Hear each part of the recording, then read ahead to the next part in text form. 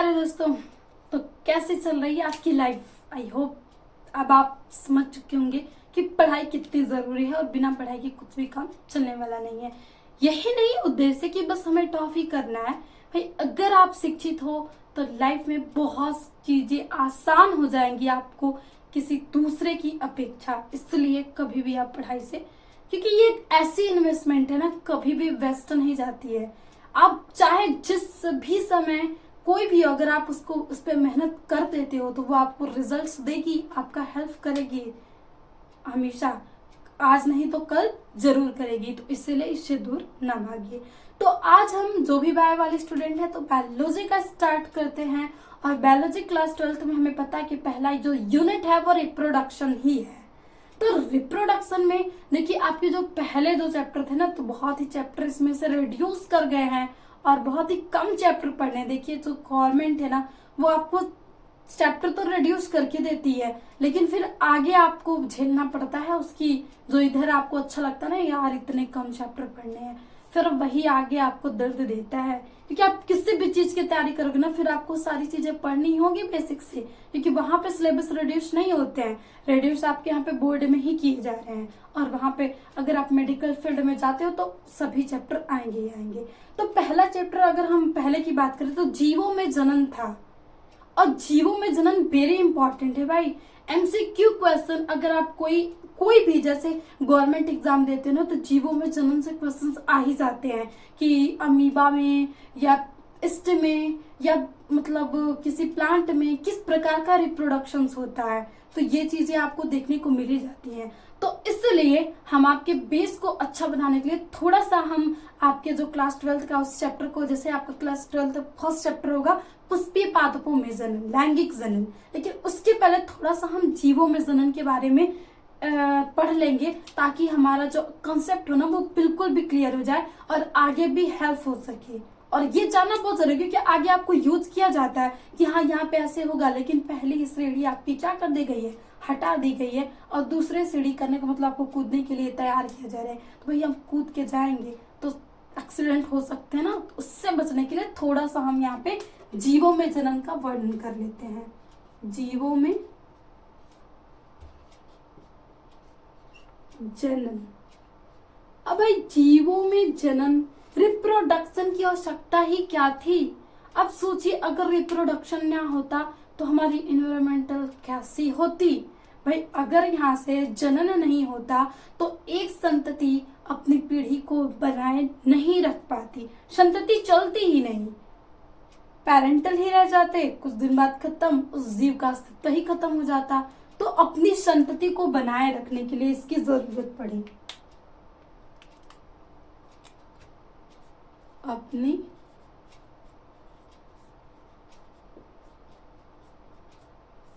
संतति को बनाने के लिए, बनाए रखने के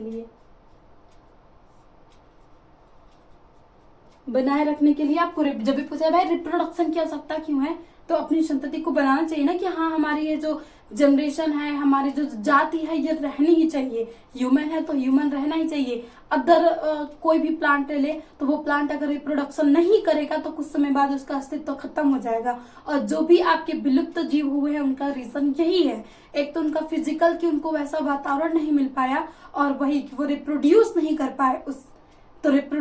पाए, तो उनकी जो संतति थी वो धीरे धीरे क्या हो चुकी, उनकी जो जाति है वो खत्म ही हो गई। अब जो जीवों में जनन पढ़े तो सबसे पहले भाई जीवों में जनन दो प्रकार के होते हैं। एक आपका अलैंगिक जनन, अलैंगिक जनन, और दूसरा आपके पास आ जाता है लैंगिक जनन। लैंगिक जनन, एसेक्सुअल रिप्रोडक्शन,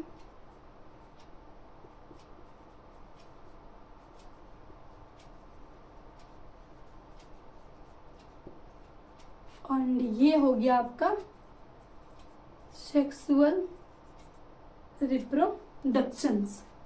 अब इससे दोनों चीजों में ये वाला तो आगे आपको डिफरेंस पढ़ना है भाई, प्लांट में भी पढ़ेंगे डिटेल से और हम ह्यूमन में भी पढ़ेंगे, जीवों में भी, और मतलब जीवों में बात करें तो प्लांट और एनिमल दोनों में से डिटेल में पढ़ना है। जो हटाया गया है वो है, और सबसे ज्यादा जो कम्पिटिटिव एग्जाम है, जो क्वेश्चन आते हैं वो यहाँ से आते हैं। तो आपके जो अलैंगिक जनन होते हैं इसमें क्या होता है,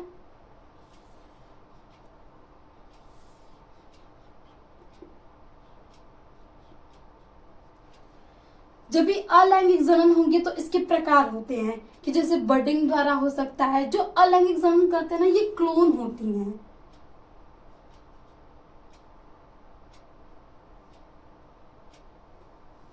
अभी दो चीजें ना बनाओ। क्लोन संतति का निर्माण होता है, संतति का निर्माण होता है। अब क्लोन वर्ड का मतलब क्या है ना कि ये बिल्कुल भी अपने पेरेंट, अपने जनक से समान होंगी, ये होता है क्लोन वर्ड का मतलब। तो आपके जो अलैंगिक जनन करते हैं ना तो उसमें डिफरेंस बहुत कम देखने को मिलेंगे, कम क्या वो बिल्कुल भी समान ही होते हैं। तो इसमें अगर हम अलैंगिक के टाइप देखें तो सबसे पहला आपका हो जाता है विखंडन, विखंडन हो गया। फिर उसके बाद अगर हम छोटे चीज में देखें तो मुकुलन,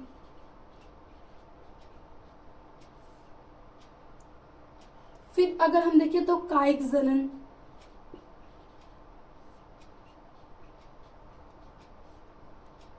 ये जो होता है प्लांट में देखे जाते हैं अक्सर करके कायिक जनन।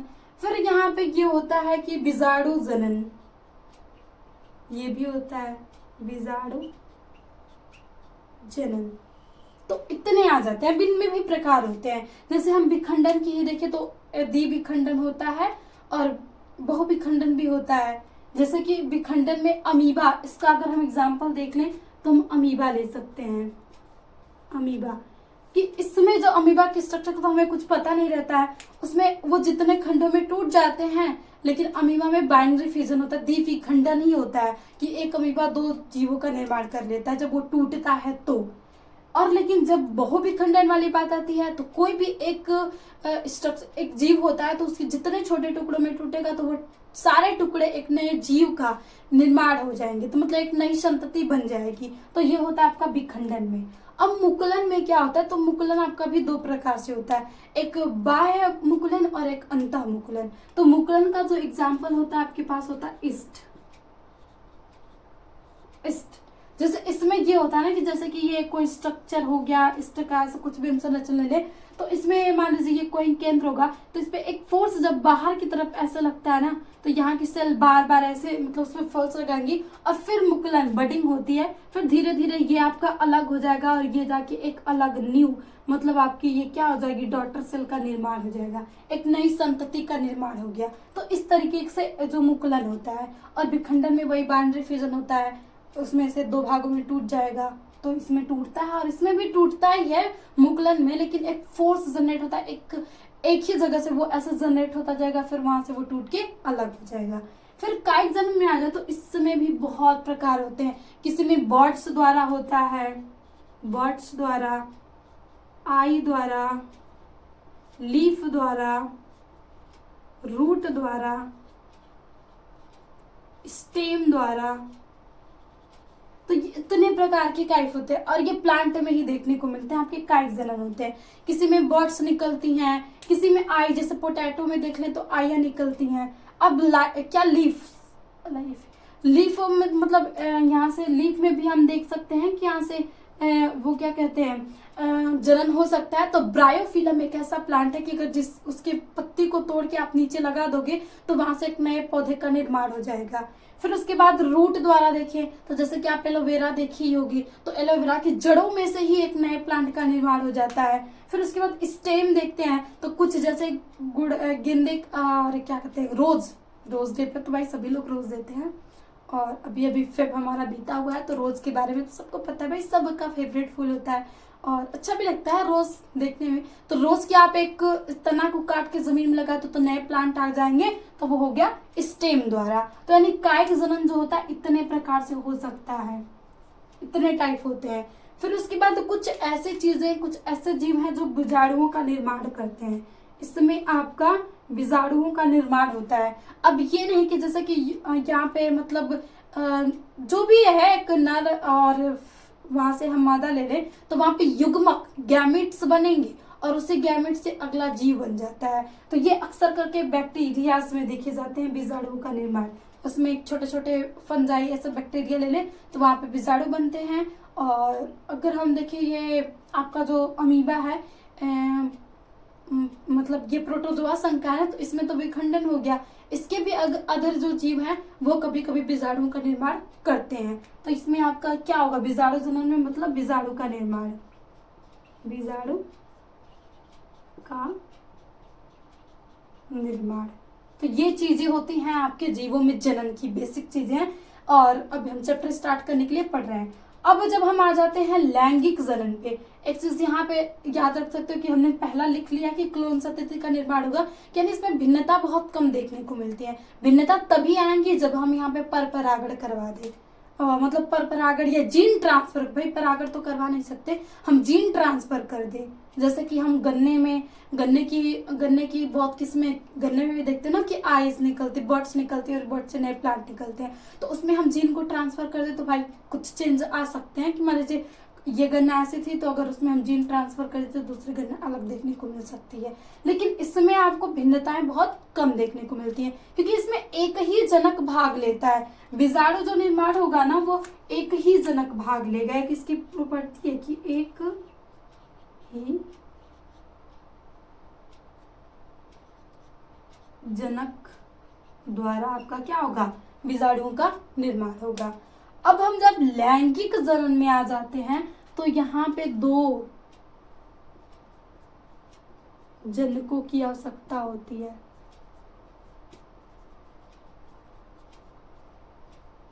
आवश्यकता मतलब नर प्लस मादा। जब ये दोनों आगे मिलेंगे तभी जाके आपकी संतति का क्या होगा, निर्माण होगा।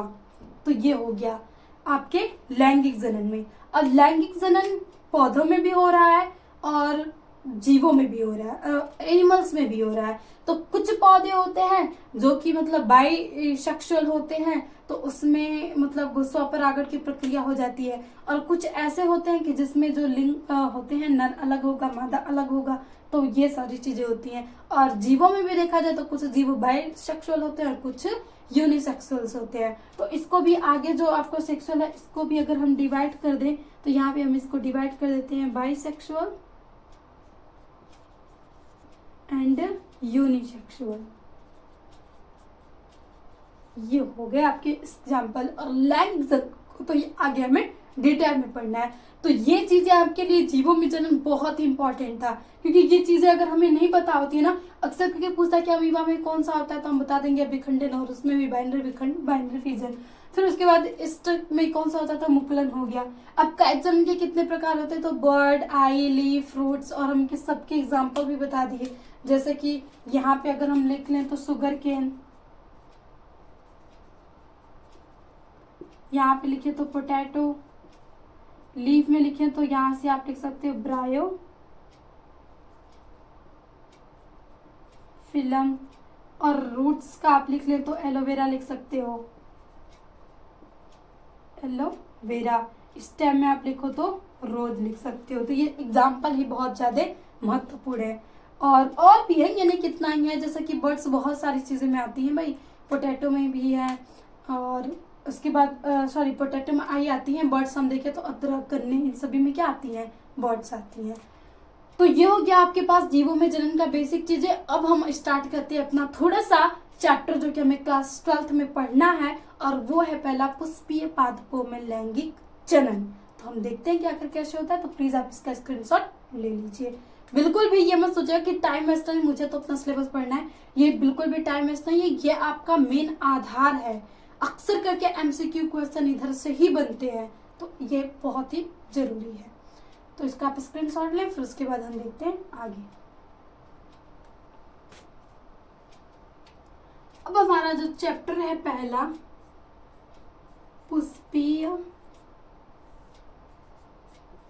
पादपों में लैंगिक जनन। ये भी लिख सकते हो या तो आप इसमें लिख सकते हो आवृत बीजी पादपों में लैंगिक जनन, ये भी लिख सकते हो। दोनों चीजें हैं, तो कभी ये मत कंफ्यूज होगा कहीं पे आवृत बीजी पादप लिखे तो भाई मैम ने तो पहला ही चैप्टर गलत स्टार्ट कर दिया, अब हम कैसे पढ़ें। तो बहुत सारे सिनोनिम्स होते हैं ना, तो इसलिए हमें सारे नाम जानने जरूरी होते हैं।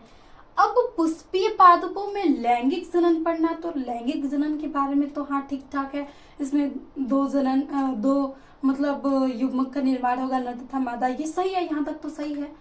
आखिर सबसे पहले हमें पुष्प के बारे में पढ़ना होगा, क्योंकि पुष्प के जब तक भागों का वर्णन नहीं करेंगे तब तक हमें ये पूरी जो चैप्टर समझ में आने वाला नहीं है।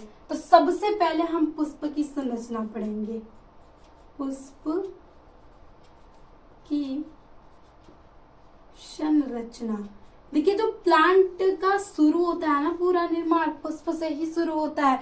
पुष्प आएगा, फिर बीज बनेंगे, फिर उस बीज से नए प्लांट बनेंगे, तो पुष्प ही तो आपका इम्पोर्टेंट है। और अब हम पुष्प की संरचना बनाते हैं, गुड़हल वाले जैसे जो भी एक संरचना का हम निर्माण कर ही लेते हैं।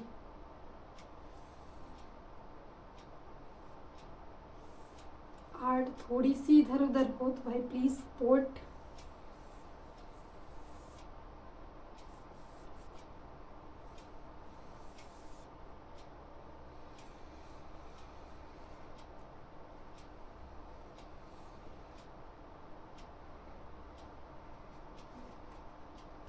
ये हो गया हमारा,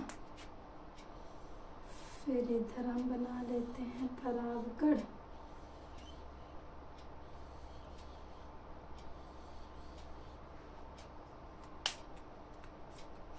टेढ़ा मेढ़ा जो भी बना हो भाई,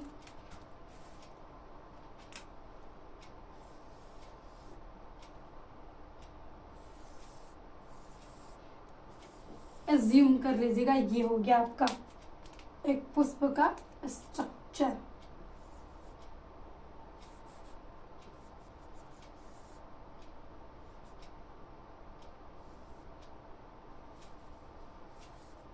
ये हो गया, हमने एक रफली बना लिया, बस हमें इसका नाम पता होना चाहिए। अब एकदम पुष्प के नाम देखेंगे नहीं। तो अब देखिए इस पुष्प में मेन रूप से 4 भाग होते हैं, लेकिन सभी का लिख लेते हैं भाई। ये हो गया आपका पुष्प वृंत, पुष्प वृंत। अब ये सोचिए अगर पुष्प वृंत नहीं होता ना तो बहुत ही दिक्कत हो जाती भाई। अगर हमें किसी को भाई प्रपोज करना है तो क्या हम पुष्प को ऐसे पकड़ के लेके जाते हैं ना भाई, याद होगा एक्सपीरियंस आप लोग का, ऐसे ही पकड़ा जाता है ना। तो जो पकड़ते हैं ना आप लोग वही पुष्प वृंत कहलाता है। सोचिए अगर पुष्प वृंत नहीं रहता तो आप कैसे लेके जाते, ऐसे लेके जाते पुष्प को, फिर आपको पोज भी गिर जाता है ना, ऐसे रख के ले जाते। लेकिन पुष्प वृंत होने की वजह से हम पुष्प को ऐसे पकड़ सकते हैं। अब उसके बाद ये जो पुष्प का पूरा भाग टिका हुआ रहता है, इस भाग को हम बोलते हैं पुष्पासन। इंपॉर्टेंट है ये भी। ये चीजें हो गई, बाकी नीचे की चीजें हमने बनाना। ये जो नीचे ग्रीन सा भाग होता है, जैसे कि आप रोज तोड़ते हैं तो ऊपर तो रेड रेड पंखुड़ियां होती हैं, लेकिन उसके नीचे आप देखो ना तो पूरे तरफ स्क्वायर करके वहां पे आपको ग्रीन ग्रीन छोटे छोटे पत्तियां दिखती है पत्तियों के अलावा। तो यही आपकी कहलाती है बाह्य दल पुंज। बाह्य दल पुंज। अब ये जो पंखुड़ियां होती हैं जो कि आप रेड कलर के देखते हो, जो कि तोड़ तोड़ के आप ये चेक करते हो कि नो यस नो ऐस करते हैं अक्सर बहुत सारे लोग। नहीं तो आप मूवी में ऐसे देखेंगे कि रोज ले लेंगे, उन्हें कुछ डिसाइड करना है तो वो एक एक पंखुड़ी तोड़ते रहते हैं। तो भाई जो आप तोड़ते हैं ना वही कहलाती है दल पुंज। दल पुंज ये हो गए आपके सहायक अंग में। अब हम आते हैं मेन चीज में। ये जो आपका भाग दिख रहा है बड़ा सा, ये आपका कहलाता है अंडाशय। अंडाशय। अब ये जो नली है इसको हम बोलेंगे वर्तिका, और ये ऊपर का जो भाग है इसको हम बोलेंगे वर्तिकाग्र। Style stigma style ovary. अब उसके बाद आप आ जाओ इसमें, तो ये आपका हो गया परागकोश। परागकोश। और ये भाई इसको भी पकड़े रहना चाहिए ना, परागकोश यहाँ लटक थोड़ी जाएगा, ऐसे ही लटक के तो रहेगा नहीं, हवा में तो रह नहीं सकता। इसको पकड़ने के लिए आपको ये तंतु पाया जाता है, जिसे इंग्लिश में हम फिलामेंट बोलते हैं। तो ये हो गया आपके प्लांट एक फ्लावर की स्ट्रक्चर। तो जब भी बनाएगा तो आप थोड़ा सुंदर से बना लीजिएगा, हमने तो रफली टाइमली बचाने के लिए बनाया है। तो ये सारे पार्ट होते हैं जो कि आपको दिखाना होता है। अब इन पार्ट के सभी की हम वर्क पढ़ेंगे, तो अभी बस हम थोड़ा सा ऐसा देख लेते हैं, फिर वर्क को हम अच्छे से देखेंगे। तो भाई आप क्या बता सकते हैं, जब ये ग्रीन है बाह्यदलपुंज, तो कार्य क्या हो सकता है? प्लांट में ग्रीन जो पत्तियां होती हैं पोषण ही तो प्रदान करती है फूड बना के, तो ये हो गया। अब दलपुंज, दलपुंज ही देख के सभी लोग आकर्षित होते हैं। तो मानो तो दलपुंज का भाई बहुत कम है कि वहां से ये उसके कुछ काम आता है, ये तो अपने स्वार्थ के लिए तोड़ के लाता है।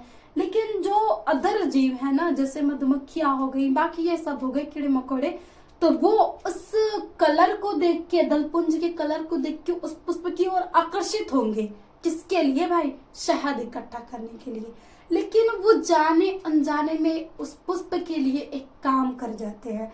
वो एक पुष्प पे बैठेंगे, उसके परागकण उनके पैरों पे लग गए, दूसरे पे बैठ जाएंगे, भाई परागण की क्रिया करवा दिए। वो तो गए थे अपना स्वार्थ पूरा करने के लिए, लेकिन साथ में उन्हें पता भी नहीं चला, उसने फूल की भी सहायता कर दी। इसलिए फूल उन्हें बहुत कलरफुल होकर उन्हें आकर्षित करता है, भाई आओ।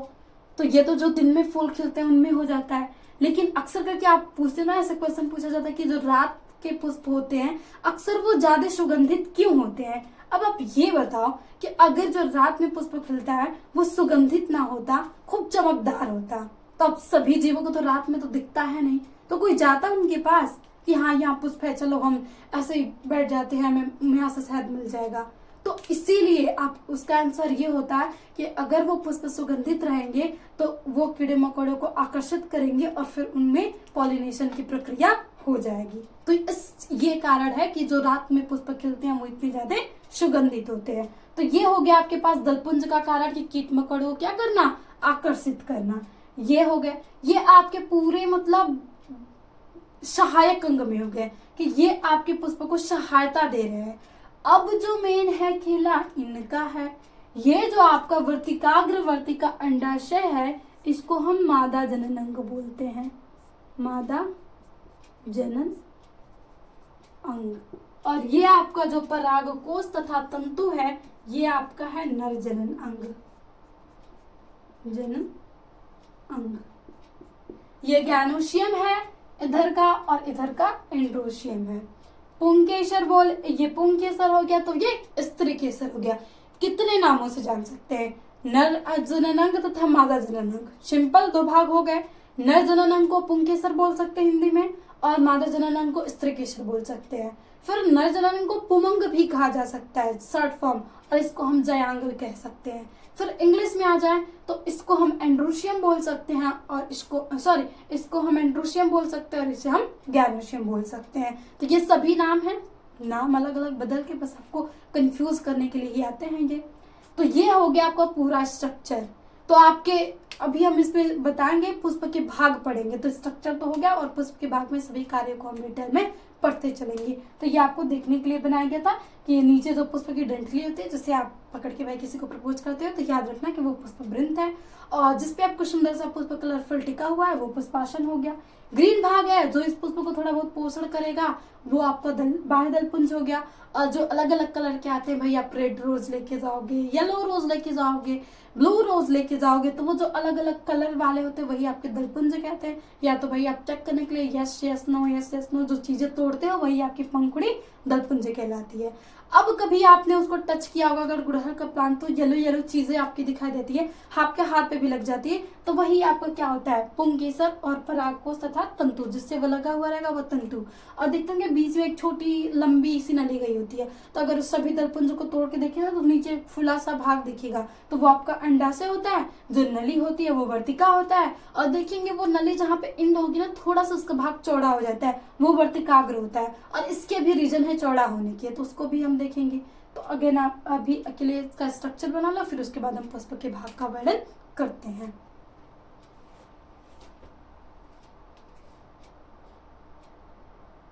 पुष्प के भाग भी तो हमने देखा, बस इसको हम थोड़ा सा नोट्स के फॉर्म बनाएंगे।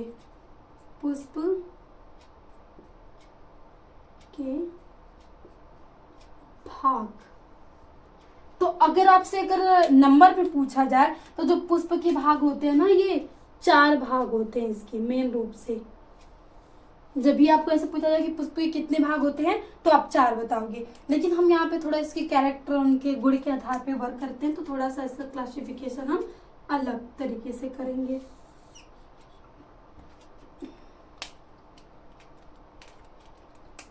एक होगा आपका सहायक अंग,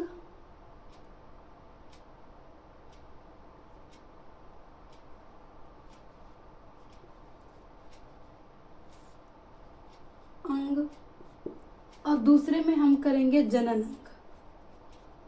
जनन अंग हो गया। अब उसके बाद आपकी सहायक अंग में कौन आता है, तो मेन रूप से अगर लें हम यहां से, तो हम ले सकते हैं बाह्य दल पुंज, बाह्य दल पुंज एंड दल पुंज। लिख लो आप पुष्पासन को भी, पुष्पासन एंड पुष्पवृंत, ये चीजें हो गई। लेकिन मेन जो ली जाएगी ना आपकी, केवल बाह्य दलपुंज तथा दलपुंज लिया जाएगा। इस पे आप स्टार मार्क लगा लो। इन्हीं दिनों को काउंट किया जाता है और इन्हीं के आधार पे बनाया जाएगा कि पुष्प के कितने भाग होते हैं, 4 भाग। अब हम जब आ जाते हैं इस समय जनन अंग में, तो जनन अंग में हम एक तरफ कर लेंगे नर जनन अंग और दूसरी तरफ हो जाएगा आपका मादा जनन अंग। ये हो गया आपका पूरा, हम एकदम स्नैप्स के फॉर्म में नोट्स बनाते जाएंगे। और नर जनन में आपका आता है परागकोश, परागकोश एंड तंतु, और मादा जनन में आएगा आपका वर्तिका, काग्र, वर्तिका एंड अंडाशय। ये हो गए पूरे आपके वर्गीकरण। अब जब इनके कार्य देखेंगे तो यहीं पे अगर हम कार्य देख लें तो भाई बाह्य दल पुंज का कार्य क्या था, तो इसका कार्य था पोषण देना, पोषण। और दल पुंज का काम कीटों को आकर्षित करना, कीटों को आकर्षित करना। तो इसमें आप लाइन वाइज बना के लिख सकते हो, हम शॉर्ट फॉर्म में बना रहे हैं। अब वो पुष्पासन का क्या कार्य है, तो भाई पुष्प जिस पर टिका वो पुष्पासन का कार्य है। अब पुष्पवृंत का, तो भाई वो याद तो है, पुष्पवृंत प्रपोज करने के लिए नमक लिख देना, मतलब फूल को एक जोड़े रखने का कार्य कर रहा है। अगर पुष्पवृंत नहीं होता तो प्लांट से फूल जुड़ता कैसे। और दूसरा रीजन आप लिखना चाहो तो लिख सकते हो, भाई प्रपोज करने के लिए हम उसे पकड़ के लेके जाएंगे। और फिर उसके बाद हम आ जाए इसमें जनन अंग में, तो जनन अंग में जो परागकोश है यहीं पे आपका परागकण बनेगा, परागकण का निर्माण। अब जैसे कि फिलामेंट इधर पुष्पवृंत जोड़ के रखा था, तो भाई तंतु भी जोड़ने का कार्य करेगा, जोड़ने का कार्य, मतलब पुष्प से आपके पूरे नरजनन अंग को जोड़े रखेगा। अब हम वर्तिकाग्र, वर्तिका तथा अंडाशय में आ जाए, तो जो मेन आपका वर्क है वर्तिकाग्र, ये परागकण, पराग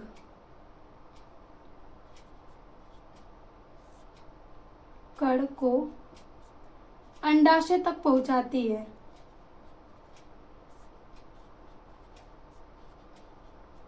पहुंचाना, ये हो गया आपके वर्तिकाग्र काम।